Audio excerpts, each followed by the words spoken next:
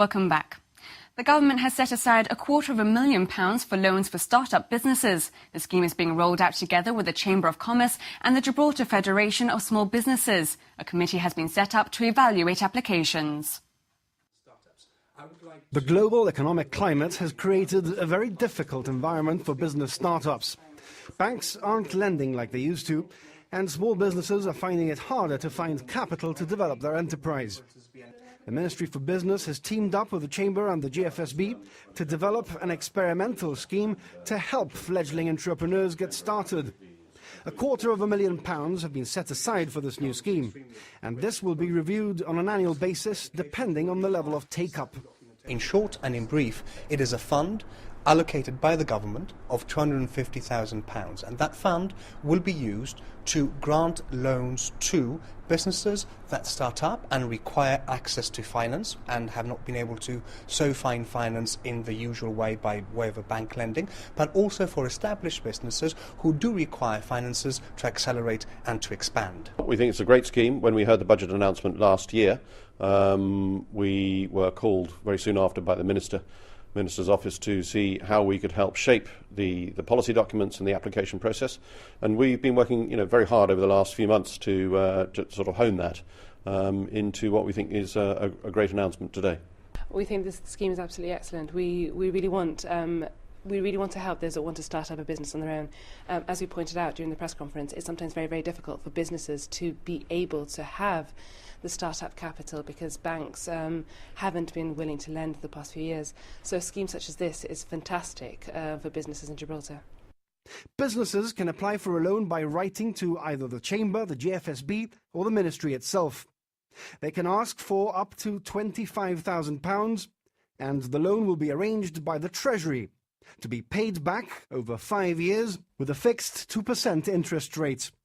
There are, if I recall correctly, 10 criteria. They relate to whether the application does innovate in terms of technology, whether it will create jobs, whether it is a sustainable, or on the contrary, whether the business has any risks, whether it is friendly to the environment, whether it involves any urban renewal. So there are various criteria, some of which I have highlighted to you, so that we encourage businesses in the gaps in which we see in the market, in particular the development of technology, for example apps. There are other provisos. All funds have to be used in Gibraltar, and the committee is looking primarily for projects which will benefit the community by creating employment, for example, or a greener environment. The Deputy Chief Minister has described the evacuation as a defining moment for our constitution and our people. After having announced a series of events to commemorate the 75th anniversary of the evacuation, Joseph Garcia said it was important to acknowledge this moment in Gibraltar's history.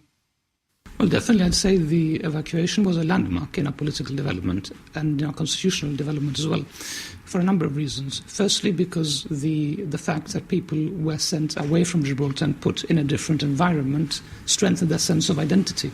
They were in, for example, in Jamaica, Madeira, even in London, and they were British, but they felt different and Gibraltarian at the same time. And secondly, the men who stayed behind to man the fortress, who were not evacuated, who stayed here to help with the war effort, also came to realise they had very little control over their own affairs. I mean, they'd seen their wives, their children, their relatives leave Gibraltar on the order of the colonial government of the day, and they realised they had no control over their own affairs. And I think those two factors merged and combined to give a spur to the demands for greater political and constitutional change that followed the Second World War, and indeed for greater self-government for Gibraltar. And it was, in a sense, the genesis of the AACR. So what events are being planned for this special 75th anniversary commemoration? Well, the government is planning to hold a number of events. On the 22nd of May, 1940, the first evacuee ship on the Unofficial evacuation scheme left Gibraltar for French Morocco. Initially, about 14,000 people went to French Morocco.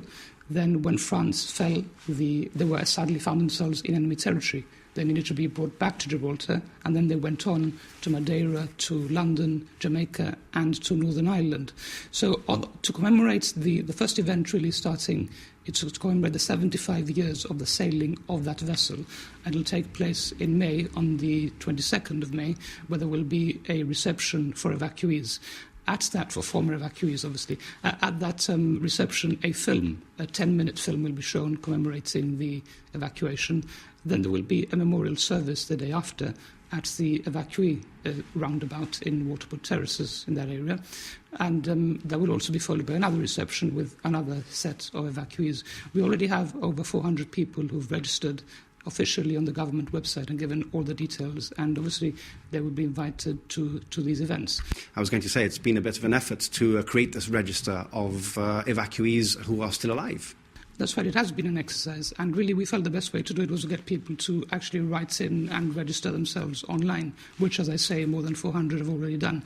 But also last year, at the end of last year, we put online all the evacuee records. That is to say, if you want to search your own name on the archives website, you can actually search the vessel you travelled on, you can search for the date you left Gibraltar, when you arrived, and a whole series of other categories. So that makes it very interesting for people who are former evacuees who can actually go back now to the archives website and see how they were, and see what happened to them at the time, the name of the vessel they were on, when they left Gibraltar, etc. So that's one of the things which we did last year, as well as obviously the commemorative stamps which were issued on the evacuation last year.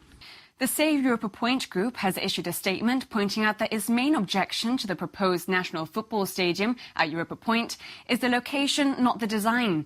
This follows a suggestion by the Chief Minister in a GBC interview that what is presently being considered is altering the design to have a smaller stadium but still build it at Europa Point. Stephen Nish spoke to one of the group's members, Yael Benedy. OK, we've come up with a statement because there's been a lot of talk about whether it's location or design, and to tell you the truth, from the beginning, we called ourselves Save Europa Point. This is all about location and not about design. We'd like to save this lovely, although it's a horrible, blustery day today, this lovely piece of land. Natural, open, we'd like to keep it this way, and we wouldn't like a stadium on it. Well, as you know, the Chief Minister has suggested that his and the GFA's preferred option is still that there should be a stadium up here at Europa Point, even if it is a smaller one than the one originally envisaged. What's your reaction to that? It saddens me, terribly, it saddens me. I would like to think that if it's smaller, it would fit somewhere else, perhaps even in Victoria Stadium or on another location, since now it's smaller. That was part of the argument, that it was too big to fit anywhere else. And I think that he should listen to the people of Gibraltar. The people of Gibraltar really, in the majority, do not want the stadium here. Well, you say that, but of course there are many different opinions, especially on social media. You find advocates of the scheme as well as opponents. So how do you know that your view is, in fact, the majority view? Well, as you know, it's a year now since we took to the streets and we had our petition. In 3 weeks, we managed to collect almost 7,000 signatures, and I think really that speaks for itself. And I do feel that the general opinion is, apart from people who have other agendas, that people do not want the stadium in Europa Point. If the plans were to be revised, as the Chief Minister and the GFA are now saying that is happening, is there no way that perhaps a smaller, more reduced, a less dramatic and imposing stadium might, if you like, be acceptable to your group? I'd rather say no. I think I'd say no, because if it is smaller, it'll fit somewhere else, and let's keep this piece of land the way it is. It is so stunning. It's a horrible day today, but yet it's wonderful. It's a wonderful open piece of land. OK, so does that mean that this group will continue and will oppose the stadium no matter what? Yeah, definitely. Definitely. An exhibition of photographic portraits featuring local personalities is on show at the Fine Arts Gallery. The event by the Gibraltar Photographic Society celebrates the community and forms part of its 50th anniversary celebrations. The exhibition makes for interesting viewing, featuring a cross-section of the community. Politicians, religious leaders, journalists and artists, among others. The 40 images on show tell very different stories, with the pictures portraying an insight into the sitter. The project is something the Society is extremely proud about. When we set out our anniversary celebrations, we always wanted to engage and share with the community. And this is what this exhibition is about. We've had a cross-section of what our community represents, not only with politicians, but it's not just about politicians. It's about people who have a particular talent, whether it's in sport, in arts, or music, or simply because they are local characters in themselves. And this is what it is, and I'm really excited how everything's come together and how well it's been received by both the personalities and the public. The exhibition has challenged the photographers too, an opportunity to capture some familiar faces in a different light. One of the guiding principles that we set our photographers is that we had to set not a studio portrait, it had to be what we term as an environmental portrait, where it actually depicts the subject in their environment. So when you view the image and you see the image, you know exactly why that person is there. The rabbi, I actually wanted to get the human side of the rabbi. We on this shoot, I worked with him for about 2 hours, and the light was very important. I think it was very light, and he's so photogenic with that beard and that character that really sends a very powerful image and a really strong photograph. But it's funny that I spent 2 hours shooting him, a different type of photo, and then his wife came in and he said, "Why don't you smile?" And those three last shots, and he smiled, and that really cracked it. I was really happy. It was just happened that he just smiled for the picture. That was great. It's trying to capture how people interact or how they live. And in Dominic, who I know well, I know he has a very nice house, a little studio, very intimate lighting. So I approached him and said, "Would you like to do it at your house?" And it was great because he had brand new technology in his hand, an iPad. Behind him he's got an old radio, a typewriter, an old Maglite phone, and it just brings everything that Dominic is, how he's being able to bring the Chronicle up to modern day technology. The governor, obviously, that had to be regalia because of his role here in Gibraltar. Johnny Bugasia, I wanted something different, and so I came up with the idea of one eye behind the camera. And Mummy Levy, well, what can one say? Mummy's mummy. He loves having his photograph taken. I'd seen the Winston Churchill cardboard cutout in his office, and so I had the idea with Mummy with a walking stick, and it worked. We had a great laugh. It was fantastic. Well, I was really especially asking if I can photograph her and Amanda Carreras as well, because I find them really stunning, and both of them very beautiful in other different ways, really, the natural beauty I wanted to go for. So really natural hair I wanted to, and also she's always elegantly dressed as well, and the posture and everything all together, really. Opening the exhibition, Culture Minister Stephen Linares said the photos represent Gibraltar society, showing off both the quality of the sitters and photographers. The portrait exhibition will remain open at the Fine Arts Gallery until the 17th of the month. That's all for News Review. For more, you can head over to our website, gbc.gi/news, and follow our regular updates on our Twitter and Facebook page as well. Thank you for watching. From the team, good night.